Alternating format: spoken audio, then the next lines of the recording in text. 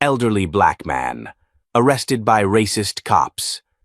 One call to the Supreme Court changes everything. The sun had barely risen over Richmond, Virginia, but the streets surrounding the federal courthouse were already humming. A steady flow of professionals in dark suits and morning joggers with earbuds zipped through the sidewalks. No one paid much attention to the older black man sitting calmly on a weathered bench near the building's entrance. Ezekiel Turner, 74, sat with his back straight, hands folded over a worn leather briefcase. He wore a crisp gray overcoat, a dark fedora tilted forward, and wire-rimmed glasses that clung delicately to his nose. He looked like someone who'd seen a lot and spoken little. Every morning for the past 3 weeks, Ezekiel had taken the same seat at the same hour, sipping coffee and watching the city's legal machine churn before his eyes. Today was different. 2 white officers, Deputy Brad Halter and Sergeant T. Neil McCoy, had just pulled up across the street. They weren't there for a call, they were just grabbing breakfast. But when they saw Ezekiel, they paused. "You see that guy?" Halter muttered, peering through his cruiser window. McCoy squinted. "Yeah, sitting there like he owns the place. Been seeing him a lot lately." "You think he's casing the building or something?" Halter smirked. "Wouldn't be the first one pretending to be harmless." The two crossed the street, hands on their utility belts, radios crackling. Ezekiel looked up slowly as their shadows fell over him. "Morning, officers," he said calmly, voice deep and steady. "What are you doing here, sir?" McCoy asked, his tone sharp. "Enjoying the morning." "This is a public bench, last I checked." "You got ID?" Ezekiel didn't flinch. "Am I being accused of something?" "Just asking questions," Halter said. "You match a description." "Of what crime, may I ask?" They didn't answer. Instead, McCoy stepped forward. "Look, old man, we can do this the easy way or the hard way." "I'd prefer the legal way," Ezekiel replied, "and I suggest you be careful with your next step." That did it. Halter grabbed the older man's arm. "Turn around. Hands behind your back." Several bystanders stopped walking. A few lifted their phones. "Is this really necessary?" a young woman nearby asked. "Back off!" McCoy barked. Ezekiel didn't resist. As Halter twisted his arms and locked on the cuffs, Ezekiel winced but said nothing. "You don't seem too shaken," Halter muttered, annoyed by the man's silence. "I've been through worse," Ezekiel replied. Then, as if recalling something, he looked McCoy square in the eye. "Let me make one phone call." "This ain't no movie," McCoy said. "You want this to escalate?" Ezekiel asked simply. "Let me make the call, I'll be brief." The officers exchanged glances. Then McCoy shoved his phone toward Ezekiel, scoffing. Ezekiel dialed a number. It rang once. Then a calm female voice answered. "This is Justice Harlow's personal line." "This is Turner," Ezekiel said. "Activate code gray." "Tell her it's time." The officer blinked. "What the hell did you just say?" "That wasn't for you," Ezekiel said, handing the phone back.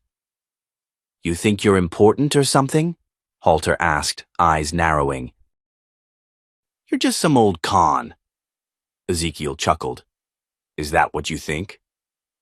He was loaded into the back of the cruiser, the cuffs cutting into his wrist. The air inside was musty, the windows fogged with condensation. But Ezekiel didn't complain. He sat with his head high and eyes closed, like a man waiting for the storm to come. At the precinct, things got worse. They booked him under a vague charge of loitering near federal property and added resisting arrest for good measure. The paperwork was sloppy. No Miranda rights were read. They ignored his request for water and a medic, despite the visible scrape on his forehead. "You know, this is how it starts," McCoy said, tossing Ezekiel's briefcase on the table and popping it open without a warrant. Old dudes like you think the world owes you something. Inside the case were just a notebook, a few legal texts, and a faded photograph of a woman in a black robe shaking hands with a young Ezekiel. McCoy frowned. "Who's this?" "Your superior," Ezekiel said without looking up. "Chief Justice Myra Harlow." That was 1989. Halter laughed. "You're really out here selling fantasy, huh?" Just then, Officer Miles, young, black, and newly assigned to the precinct, entered the room to log shift notes. His eyes landed on Ezekiel and widened. "Sir?" he said, stunned. Ezekiel turned, his expression gentle. "Son, be very careful who you stand beside today." "It will define your career," McCoy barked. "Get out, Miles. Don't talk to suspects." Miles hesitated, then backed out slowly, but not before locking eyes with Ezekiel for one long second. The officers continued the charade for another 2 hours, but outside the precinct, chaos was brewing. Someone had leaked the arrest video. The internet was ablaze. Elderly black man violently arrested for sitting on a bench. Why was he cuffed? Why so aggressive? The video hit 1 million views within the hour. A trending hashtag emerged. Bahuishi in D.C., Chief Justice Harlow saw the video while riding in her motorcade. She paused, eyes narrowing. Then she whispered to her aide, "Get me the Attorney General. Now." Back in the precinct, McCoy returned to the holding cell, grinning. "Your 15 minutes of fame are up, old man." Ezekiel looked up slowly, his voice calm. "Actually, it's just begun." And at that moment, the front desk phone rang, loud and urgent. The officer at reception picked it up, went pale, then turned to look through the glass toward the holding area.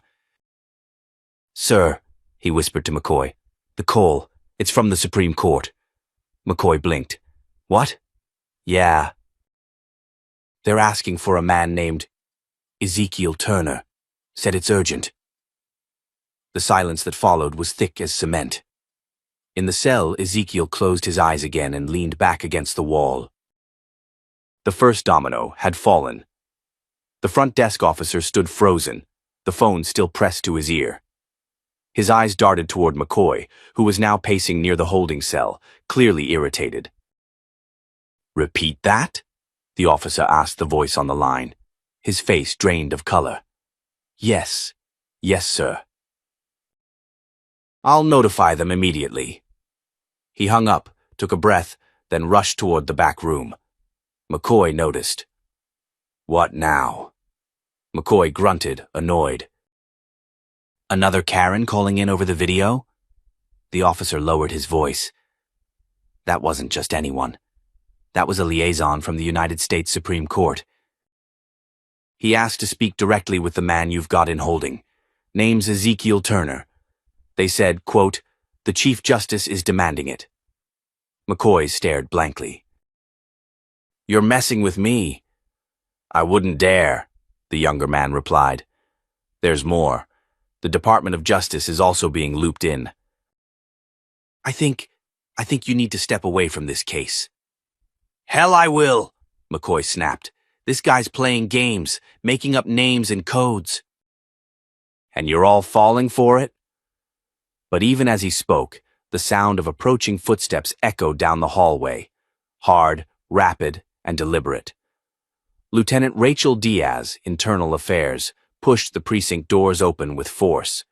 Her tailored navy blue suit was pressed to perfection, and her badge glinted under the fluorescent lights. "I need to see your commanding officer," she said without breaking stride. "Captain's out," the desk sergeant stammered. "Then you'll do," Diaz said, eyes locking on McCoy. "Are you the arresting officer for Ezekiel Turner?" McCoy straightened. "Yeah.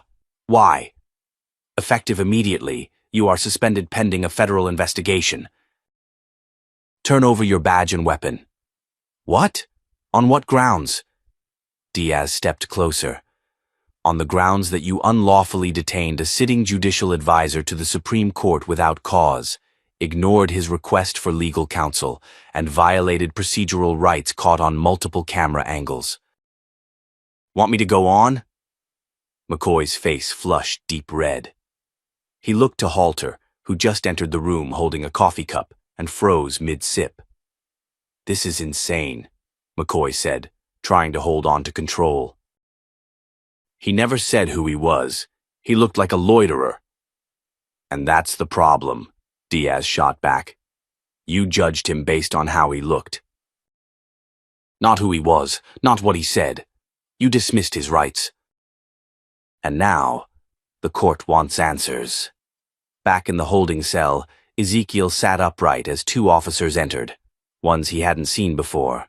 Their posture was different, respectful. Alert. Sir, one of them said, unlocking the door. We're here to escort you. Justice Harlow is awaiting your call in the secure line room. Ezekiel rose slowly, brushing the dust off his sleeve. About time, he murmured, then added, Where's Officer McCoy?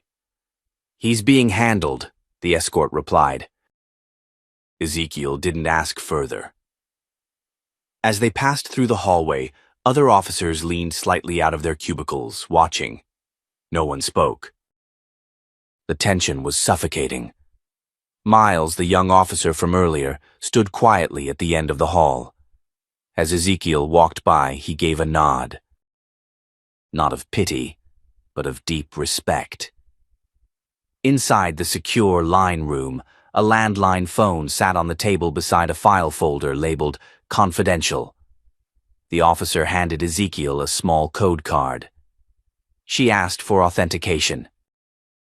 You'll need this. Ezekiel picked up the receiver and dialed. The phone clicked.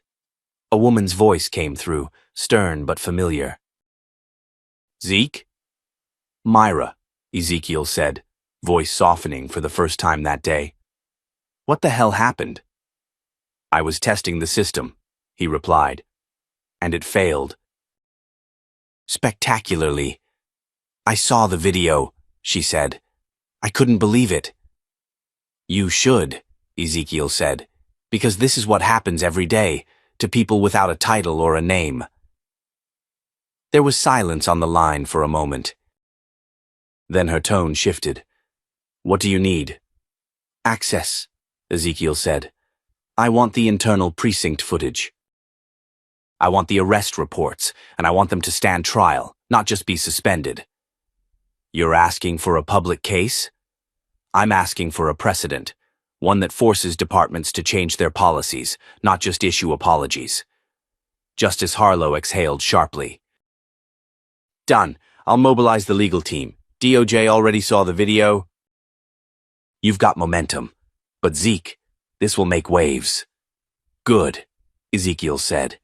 It's time they learned how to swim. As he hung up the phone, he caught sight of his reflection in the dark glass of the door. For a second, he didn't see a 74-year-old man with tired eyes. He saw the young version of himself, idealistic, burning with conviction, standing at the foot of the Capitol steps, swearing to uphold the law. But that was before the system chewed him up. And now, he was back, with a different kind of fire. Outside the room, the whispers grew. Cameras were being set up. Reporters were gathering at the precinct's gate. The media had caught wind that something bigger was unfolding. McCoy, now stripped of his badge and stunned into silence, sat in the break room, head in his hands. Halter had retreated entirely, hiding behind a wall of legal counsel. Ezekiel, now free and fully cleared, stepped outside. A reporter approached. Mr. Turner, who exactly are you? He stopped, smiled faintly, and looked her in the eye. I'm just a citizen, he said, who finally stopped staying quiet. Then he walked away, not into the shadows, but straight into the storm that was about to begin. By the time Ezekiel stepped back onto the sidewalk outside the precinct, a small crowd had gathered.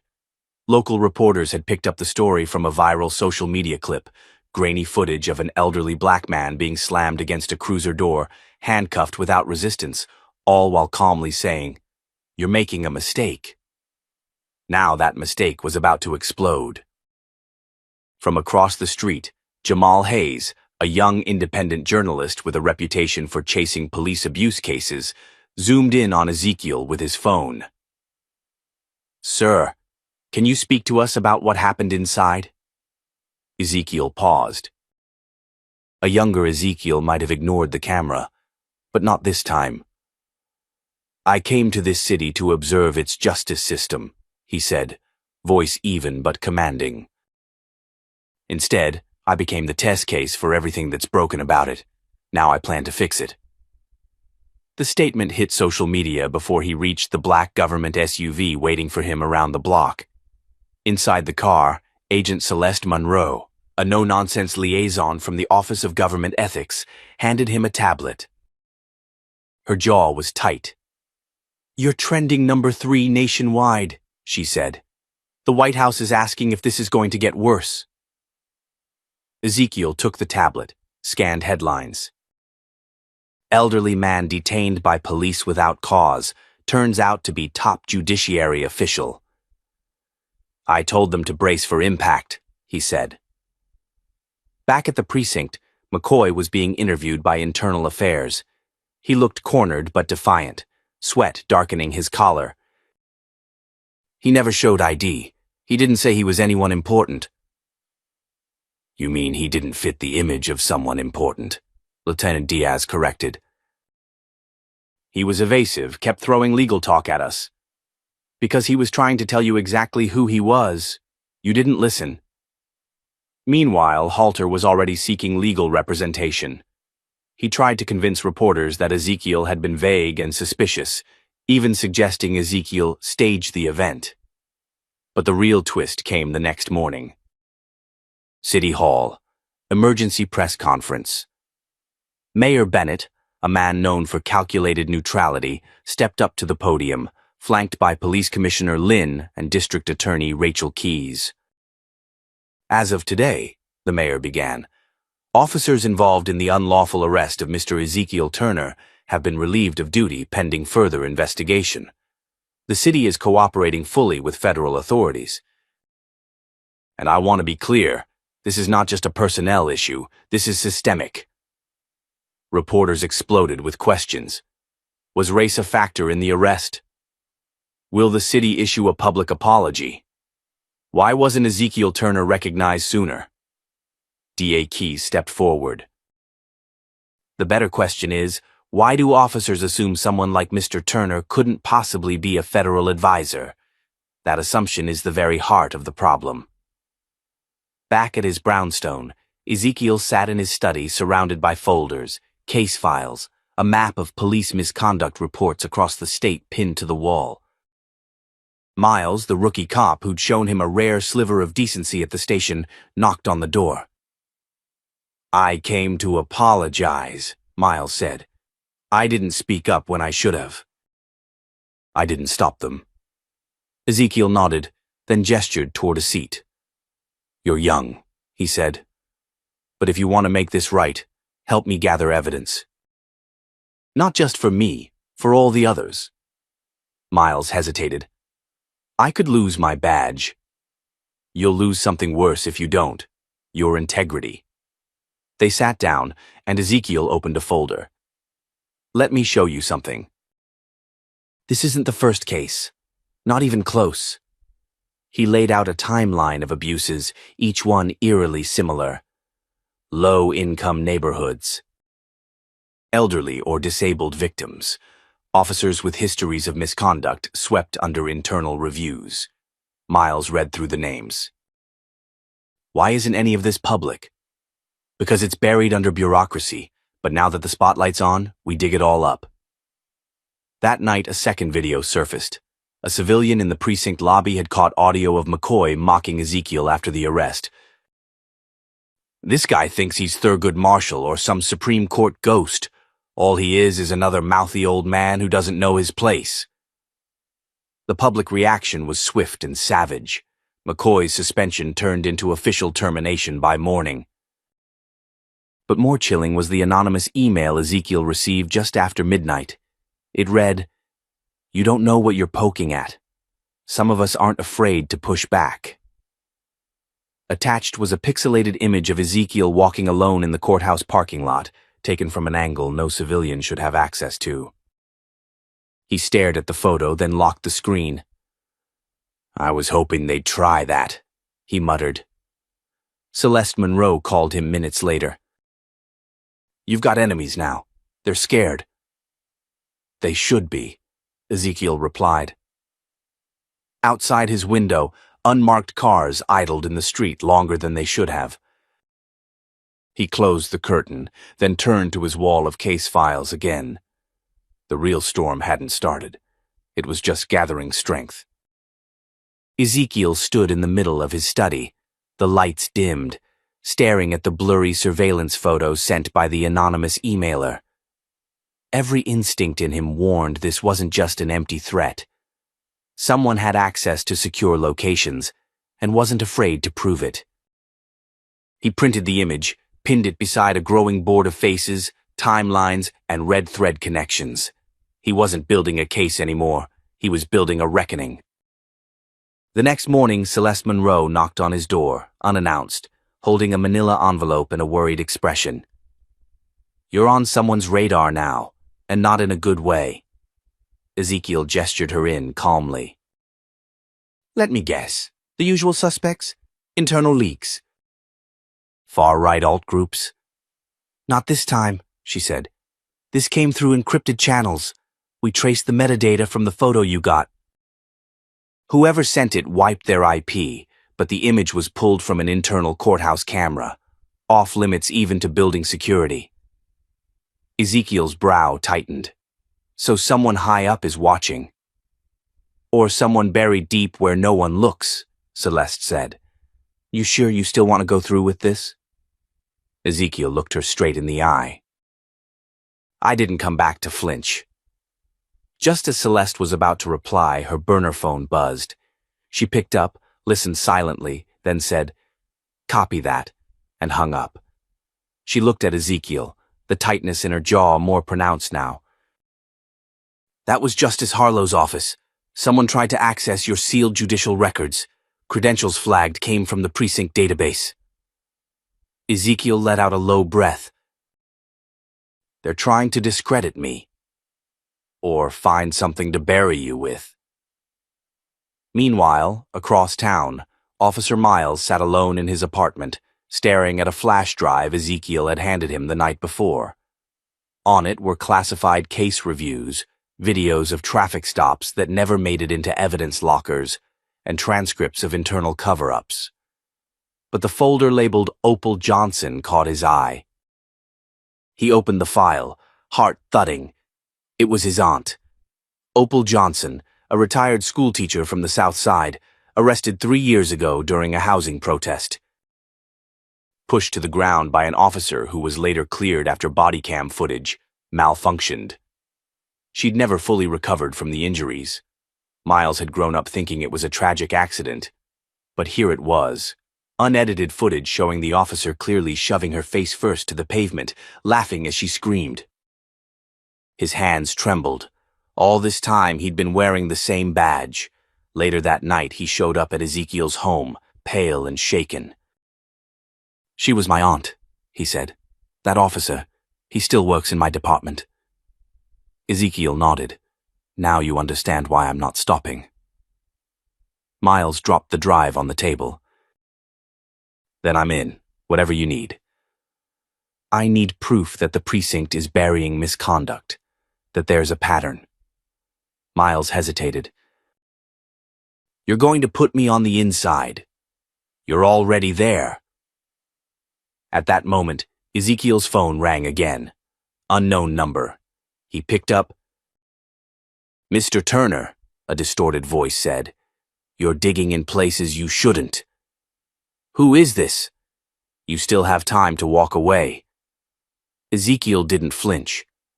"And you still have time to tell the truth." The call went dead.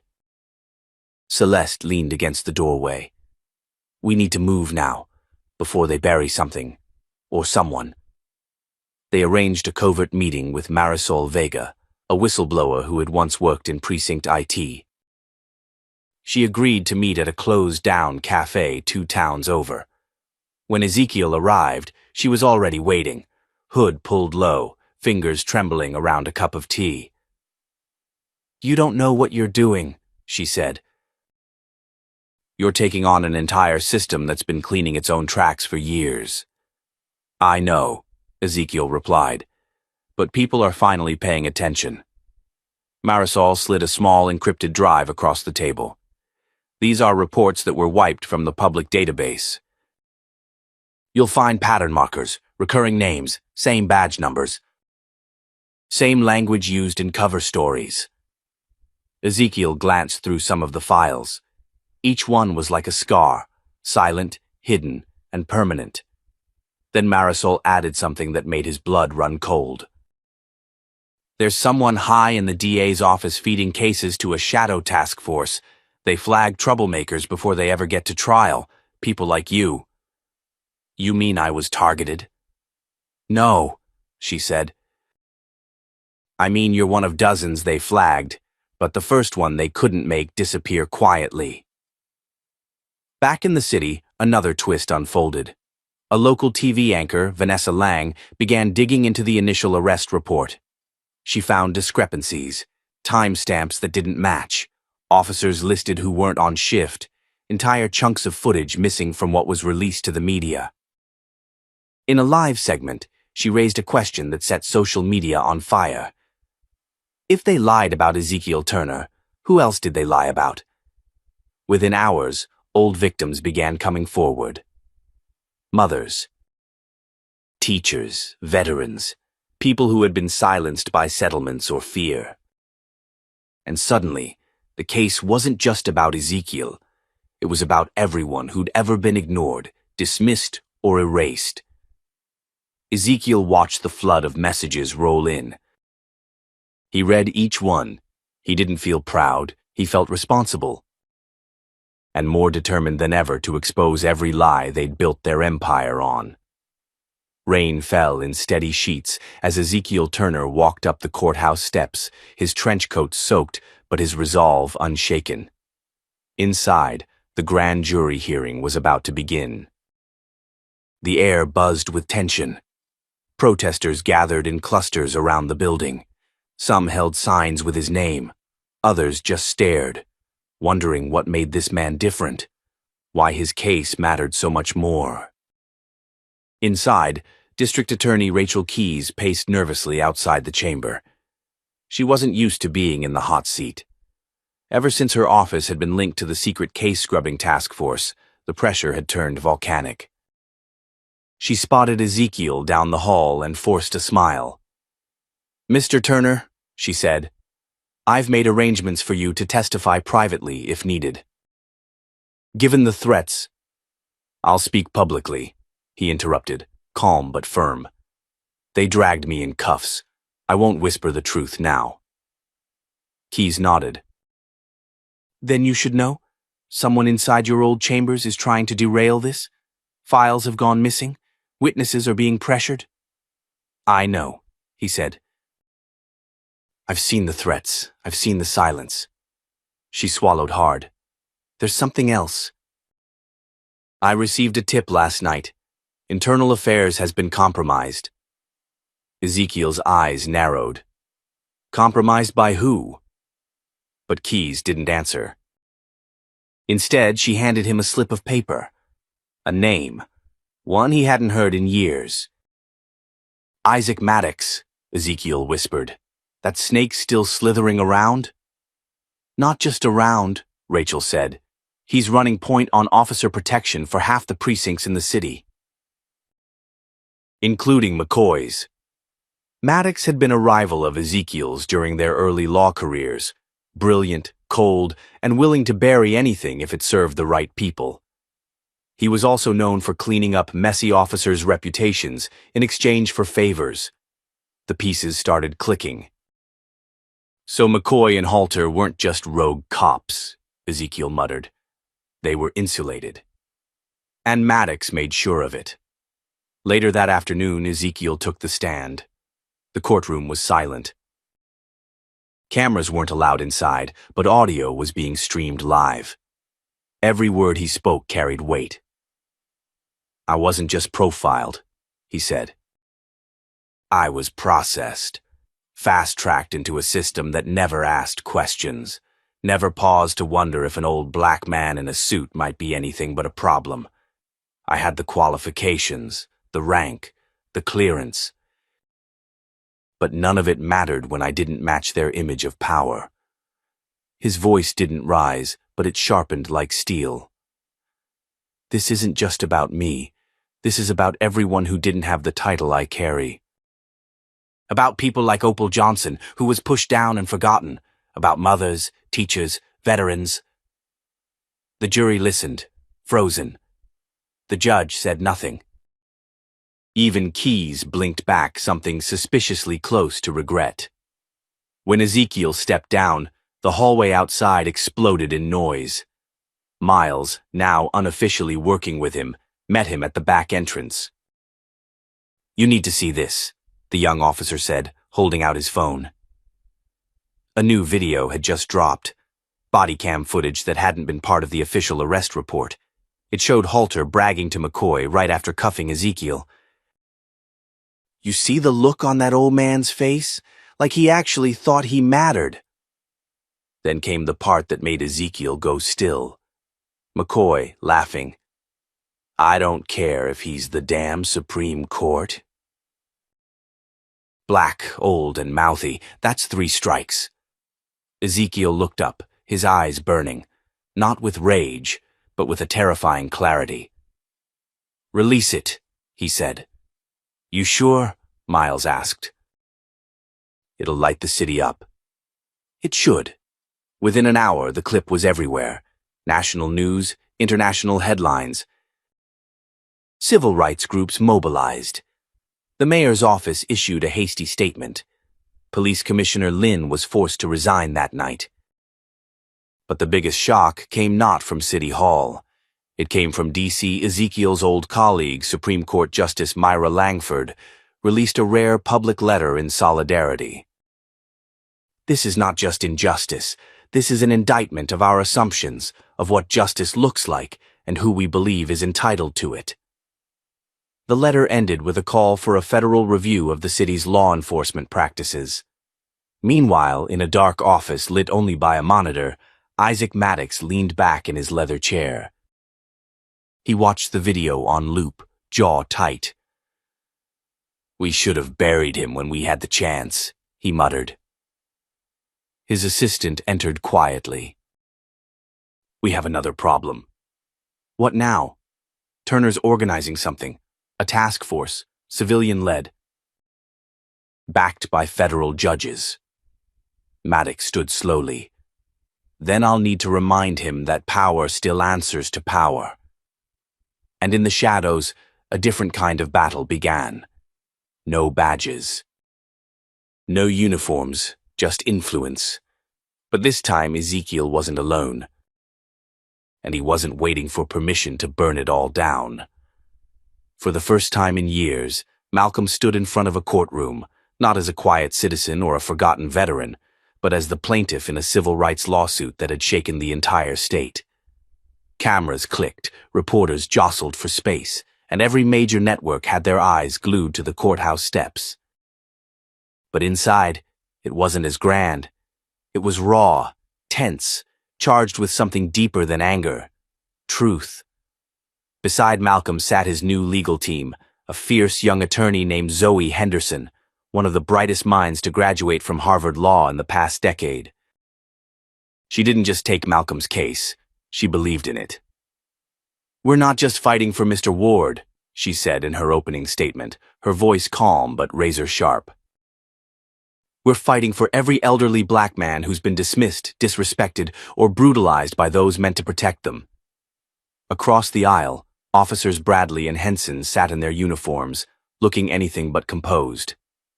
Their lawyer, a smug man in a gray pinstripe suit named Carl Rudd, looked confident, But even he was sweating, because by now he knew. Malcolm wasn't just some retired janitor. He wasn't just some tired old man who had stumbled into the wrong park at the wrong time. The Supreme Court had his back. The entire legal world was watching, and the jury wasn't just going to hear facts. They were about to feel the weight of history. Testimonies began. A woman named Jasmine, who'd been jogging in the park that morning, came forward. "I heard them yelling at him like he was a criminal. He kept saying, 'I didn't do anything, sir.'" Over and over. "But they slammed him down anyway.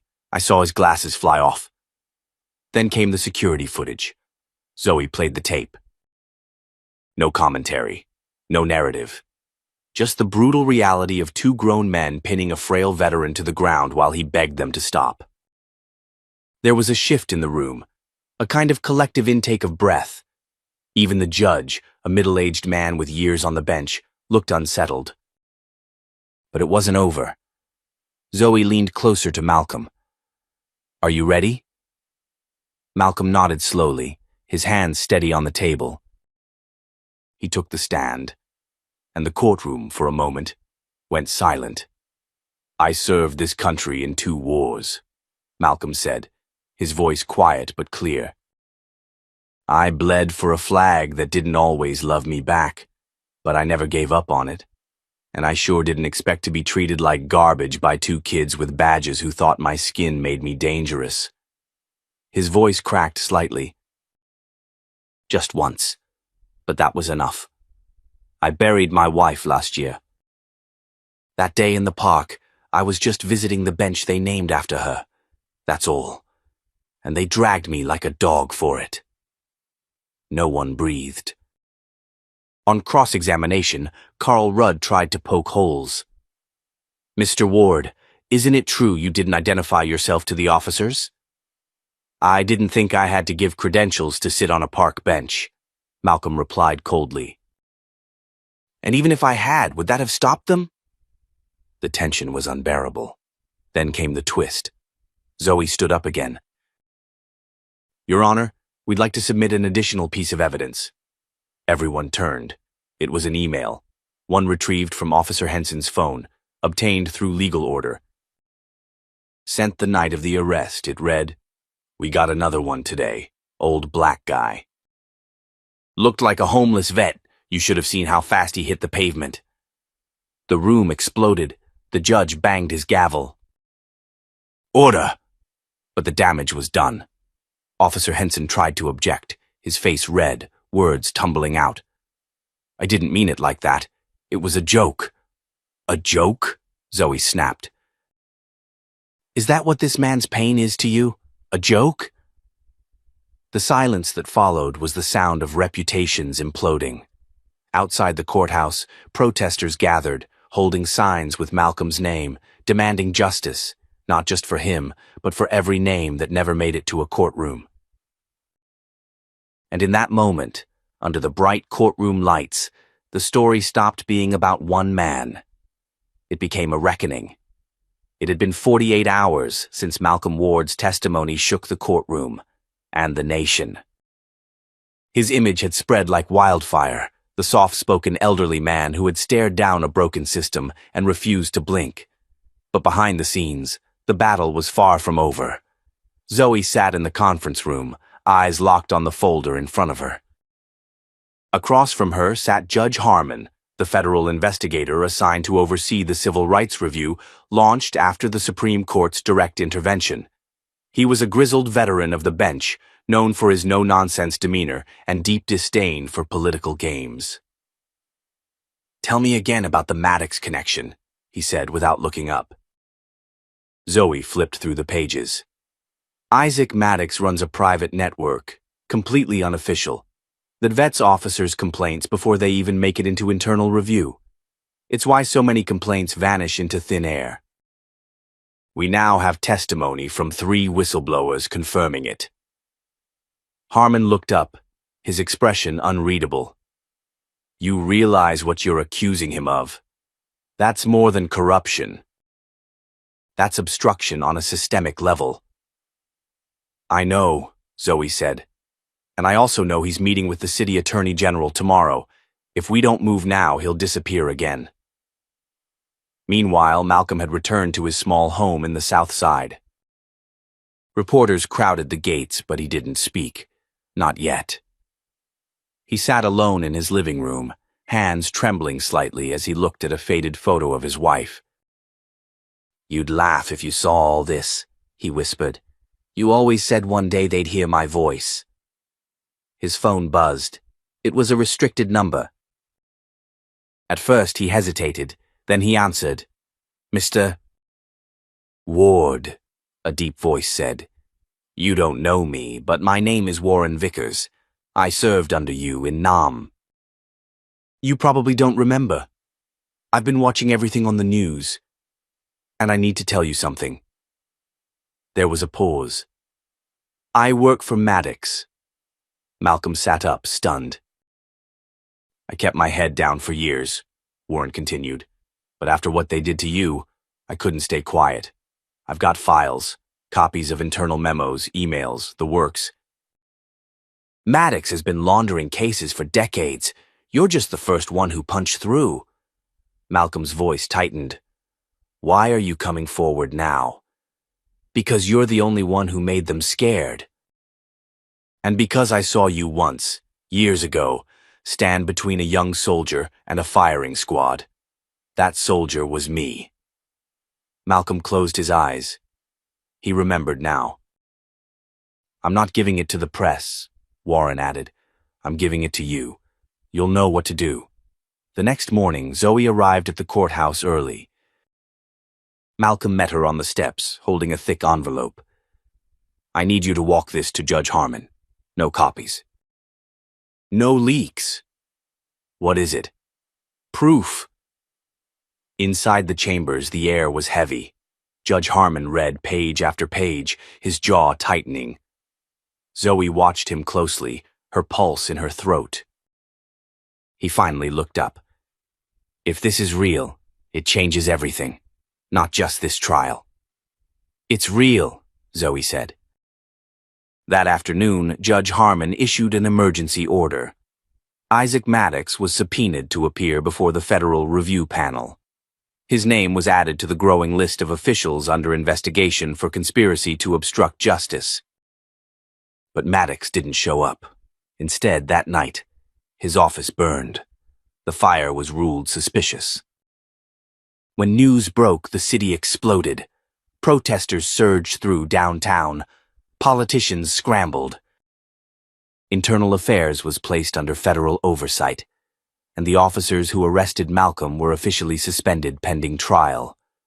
But for Malcolm, none of it felt like victory. Not yet. That night, he sat quietly on the steps outside his house as rain fell in soft drizzles. Miles joined him, sitting in silence beside the older man.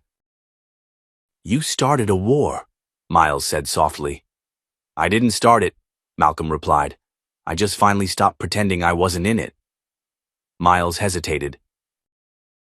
"You think it's worth it?" Malcolm turned to him. "Ask me that when it's your turn to stand up, and you will have your turn, son." And just then, a car rolled slowly to a stop across the street. Two figures inside, watching. Miles stood up, hand instinctively on his sidearm. "They're not coming tonight," Malcolm said, voice low. "But they will. This isn't over." It was never just about a bench in the park. It was about a system, and tomorrow that system would face its reckoning. The city had never seen a day like this. By sunrise, streets around the courthouse were shut down, cordoned off by police barriers, drones humming overhead. Protesters flooded the sidewalks, holding signs with Malcolm Ward's face, demanding justice not just for him, but for every name that had never made the headlines. Inside the federal courtroom, the tension was unbearable. Zoe stood near the front, flanked by a legal team hastily assembled by civil rights attorneys across the country. Her eyes scanned the crowd, reporters, law students, activists, and families wearing shirts bearing images of lost loved ones, victims of silence. Malcolm entered quietly through a side door. He was wearing the same brown coat from the day of his arrest, but today his shoulders were squared. He moved with purpose, no longer a man alone, but a man backed by thousands. Judge Harmon banged the gavel. This hearing will come to order. Across from them, Isaac Maddox sat with his defense counsel, face pale and jaw locked tight. His usual arrogance had vanished. The first witness was Warren Vickers. He laid out the full structure of the suppression network. Names, dates, deleted reports. Secret payments to silence victims. A shadow system built to shield the worst from the consequences of their actions. The courtroom was stunned. People gasped as names of respected officers and officials were read aloud. Maddox tried to object, but Harmon shut him down. You had your time. Now sit and listen. Then came the bombshell. Zoe walked forward, holding a sealed envelope. Your Honor, we have acquired signed affidavits from over a dozen former officers confirming a direct chain of obstruction from Isaac Maddox to several sitting judges in this jurisdiction, including Judge Reynolds, who originally signed the warrant against Mr. Ward. The courtroom erupted. Even Harmon sat back, stunned. You're telling me Judge Reynolds knowingly authorized an illegal arrest? Yes, sir, Zoe said, under pressure from Maddox. Reynolds was nowhere to be seen. Rumors flew that he'd fled the state. Malcolm was called to the stand again. This time he didn't tremble. They took my dignity. They tried to erase my name, and if I didn't have the connections I did, I'd be just another forgotten man in a cage. That's the point.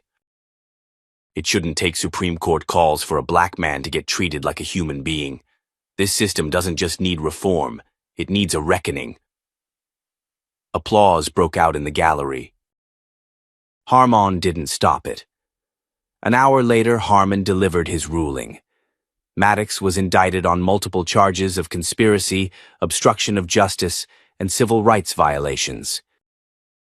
The court recommended full federal oversight of internal affairs and immediate investigations into all cases flagged in Vickers's files. A task force would be formed to re-examine over 200 dismissed complaints, beginning with the oldest. The courtroom was silent as Harmon looked at Malcolm. I can't undo what happened to you, but I can make sure this city never looks away again. After the hearing, Malcolm stood outside the courthouse steps, surrounded by flashing cameras and emotional supporters. But he wasn't looking at the crowd. He was looking up at the flag. Miles approached him. You did it. No, Malcolm said. We did it, and we're not finished. Later that night, back at his modest home, Malcolm sat on the porch. The neighborhood was quiet again. Peaceful. Zoe joined him, placing a newspaper in his lap. The headline read, Supreme Court Intervention. Triggers National Police Reform Movement. I'm not the story, Malcolm said. You're the beginning, Zoe replied. He looked out across the block where kids were playing basketball under a flickering street lamp. A small girl waved at him from her front steps, and for the first time in a long while, Malcolm smiled, because this fight was never just about him. It was about every silent voice, every locked cell, every unfair stop. Every lost father, mother, son, and daughter. And now those voices had a name, a face. Malcolm Ward. To everyone watching this story unfold, if it moved you, if it made you think, or if it made you angry, then don't let it stop here. Share it. Speak about it. Stand up when it counts, because change only happens when we stop being silent. And if you believe stories like Malcolm's matter, help us keep telling them. Like, subscribe. Join the journey. This isn't the end, it's just the beginning.